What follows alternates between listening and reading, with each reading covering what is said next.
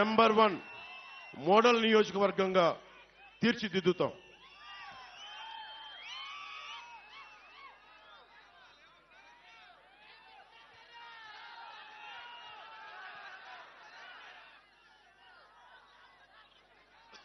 ఇక్కడ ఇంతమంది యువత ఉన్నారు. యువతకు సంబంధించి ఒకటే అడుగుతున్నాం. మీకు 25 సంవత్సరాల భవిష్యత్తు కావాలా, ఒక 5,000 జీతం కావాలా? మీరు ఆలోచించుకోండి. మత్స్యకార యువతనే తీసుకుందాం. మీకు జట్టీలు కావాలా, లేదంటే 5,000 డబ్బులు నెలకు 2 నెలలకు పడేస్తే సరిపోతుంది? మీరు ఆలోచించండి. జట్టీలు పెడితే మీ సంపద మీరు సంపాదించుకోవచ్చు. జట్టీల మీద నిర్మాణం జరగదు.